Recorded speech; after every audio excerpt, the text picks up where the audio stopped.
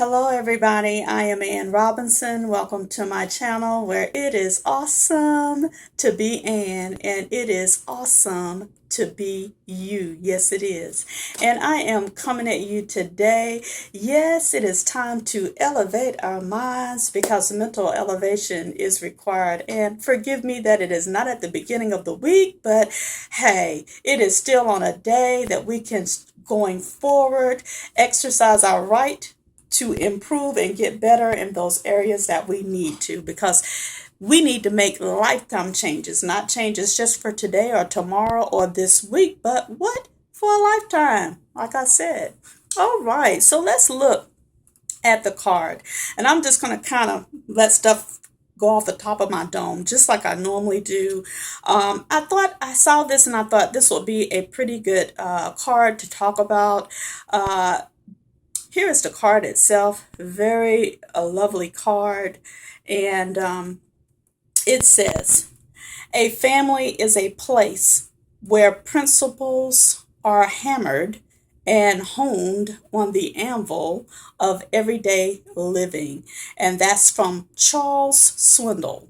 A family is a place where principles are hammered and honed on the anvil of everyday living, and that's Charles Swindoll.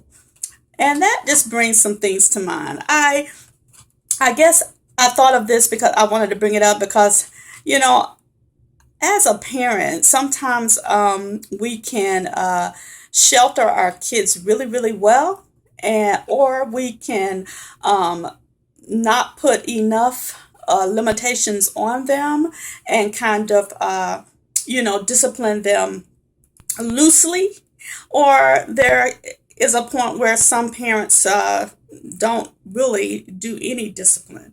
I think that we all raise our kids sometimes similar to how we were raised. I know that when I was a child, maybe my mom could have been a little bit harder on me, but I was more afraid of my dad than I was of my mother. I knew that I could, give her a certain look or a cry or whine, and she would just fall for it every time, and I wouldn't get the punishment that I so rightfully deserved. Yeah, she could just threaten me and say, I'm going to tell your dad, and that would make me cry as if I had gotten a good spanking. But yeah, just thinking about family in general, even when I think about my kids themselves, I probably could have been a lot stricter on my kids than I was. I think I took after my mom, where I was a bit wishy-washy, and they could give me that look and get away with murder. And, I see today, when I don't really make my kids do. Hold that thought, everybody. Okay, so I'm not sure where I stopped at. I had a call, from my baby girl. So yeah, I had to take that. And once again, I don't know that I was really strict on my children. I was a little wishy-washy, somewhat like my mom probably was with me, and where I could have been a lot stricter as far as making them do more cleaning. It seems like I was one of those moms that did everything and didn't let my kids do much. And I started later on, once I got other tips from how other friends of mine were doing things, or they'd say, what are you doing that? You need to stop doing that. And I said, think about it and say, you know what, you're right, and begin to incorporate some things that I learned.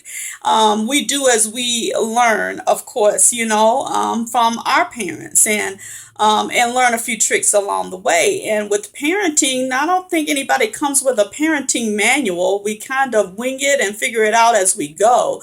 And I don't know, that brought to mind because I was sitting there, I had made a dental appointment for my son. Of course, my son is 19 now. So they had called me to confirm the dental appointment. So I was like, oh, so to avoid, him having to fill out all the paperwork, maybe I'll just drop by on my lunch hour, to fill out the paperwork for him for Monday, so he wouldn't have to do all that and show my dental insurance card. And so how about the lady said, and knowing that I should let him begin to incorporate, because he's an adult child.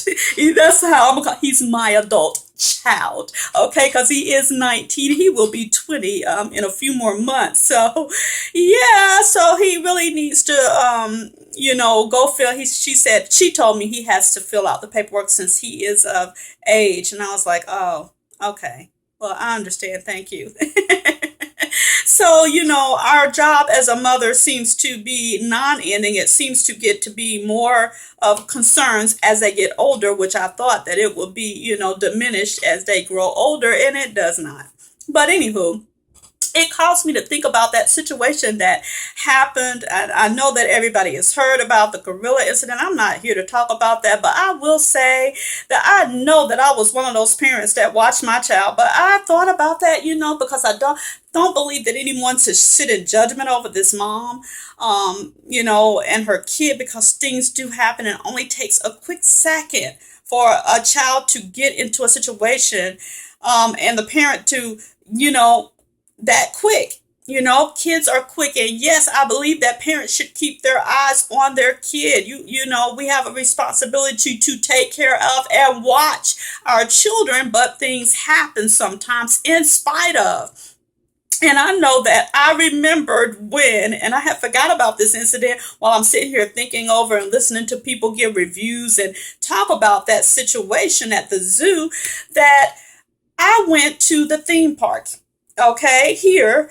And it's a huge theme park. And when you look around, there's crowds and crowds of people that if you just so happen to take your eyes off of your kid or let loose or whatever, you'll look around, and because there's so many people and they're little, you've lost your kid that quickly. And how about me? I am a shelter of my kids. I lost my Elijah. Yes, I did. At this huge theme park. We were in the water park, in the one section, the water park, which was huge. And I don't know, for a sec, I looked around, I was called for him, he was gone. Okay, I had my two other kids with me. He was gone, and I tell you, I feel bad now. I think about that, saying, "Oh, I must be a bad mother." But it happened to me, and I ran up to one of the workers that of the theme park and told him they walkie-talkied, and he was really small. I can't even tell you how old he was. He had to be maybe 4, 5, 6, 7, maybe. And he knew to go up to another person. They walkie-talkie, and they said, "Oh, he's standing here with me." Oh my God, that was a success story. No one took my child, but it still happened. And then on the news, I'll be looking at how parents are sleeping. They're tired, and it can happen. And some little kid who is smart enough and knows how to open up a front door walks out, and they're walking down the road, and someone calls, and the next thing you know, the police is at the door with your child that you didn't even know had gotten out the house. It happens. I've seen it on the news. I've seen parents it happens. And I have been one of those parents, and it's a sad situation when parents leave their kids in the car. That's why our mind needs to stay on today, and it doesn't need to be here, there, and everywhere. We're riding to work, and those parents who leave their kids in the car while they go, they mistakenly don't drop their kid off at the daycare center and drive with the quiet kid in the back, get out the car, and don't realize that they've left their kid in the car all day long. I almost had a near situation like that. I can't remember which child it was. It was one of my sons. It could have been poor Elijah again. But I was riding, rolling, listening to music, and I don't know, I almost forgot that he was in the back turn. I said, "Oh my God, drop him off at the daycare center." I could see how it happens. So where I still say, yes, that mom could have kept a better eye on her kid. Oh man, I could have used a couple of times of keeping my mind where it needed to be, and also keeping my eye on my kids. So I stand in no judgment of that lady at all. And the situation that happened at the zoo, I cannot. And, family. Talk about help. Some of us don't even have, as a family, we don't have a cohesive unit. Or maybe we're in a city where we don't have a good family connection, and we don't have anybody to help. Can you remember there have been incidents in the news where moms have left their kids in the car while they go into an interview? I tell you, sometimes we are put in such precarious situations, or we place ourselves in some precarious situations because we feel like we don't have any other choice. That's why family is so important. And if you do have a family connection or family source, it's very important to use family if you can. Sometimes our family is not even related to us. Some of the best people or the most helpful can be those who are like in your adopted family. Sometimes your friends are like family, and they can be more helpful sometimes than even family can be. So yeah, it's just, I was thinking a family is a place where principles are hammered and honed on the anvil of everyday living. We need to be constantly trying to improve, not, as parents. I think that it would be helpful if we could have a manual, but since we don't, sometimes if you don't know, as a mom or even a dad, what you need to do in a situation, you can talk to friends who have children, or even if your mom and dad is still around, you can talk to them and get advice on how to handle different matters and how to instill those principles in children. I looked today on the news, and within our area, there was a group of girls that actually jumped on a school teacher because she told them to stop fighting, to keep it, she told them to keep it moving. Keep moving through the hallway, go on to class or wherever. And they all just gave this. This in my day was unheard of. I knew not to, I never would have thought to put my hands on an adult. I'm sorry, as a kid. And even today, some of these children, their mouths are filled with cursing and profanity. Sometimes I've seen people laugh at their kids using profanity. Once again, a family is a place where principles are hammered and honed on the anvil of everyday living. We need not laugh at our children when they use profanity. It's not cute. And I've seen kids cuss in front of me. And in my day, I wanted to appear to be the angel. I don't believe I used profanity back then, but I believe that if I did, I would not do it in front of an adult. It just wasn't something you did. You did not do that to an adult, in front of an adult where they can hear you. No, you didn't. And it didn't even cross your mind to raise your hand and hit a teacher or fight a teacher. What? No, we definitely knew better than that. And I don't know, there's something needs to be done. We need to be working with our children. These are some hectic times.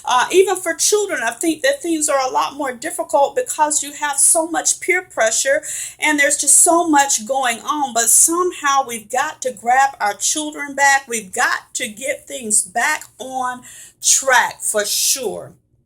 In just one second. Something needs to be done, and I believe that yes, teachers and administrators can try their best to provide some kind of instruction and assistance and guidance to our children, but I think that it all begins at home.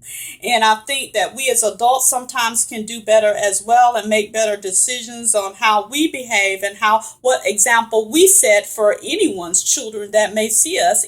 Whether we have children or not, we want to be a good example for those who are under us, in age. Okay. All right. Well, I don't know. I know that this was kind of all over the place, but I just kind of wanted to just kind of chit chat and talk. And I thought, hey, that's a good subject. We got to do better as adults and as examples for those who are under us in age, and to show them how things should be done. We sometimes might need a few lessons on how to do it ourselves, because some of us adults are not good examples for anyone. We are worse than the kids sometimes. But anyway, we're all open and to what improvement and to work on ourselves.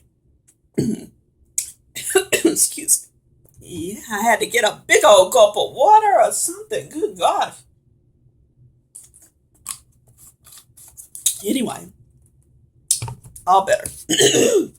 I think anyway. So anywho, I think that we as adults can absolutely do better and work on ourselves so that we can be good examples for others as well.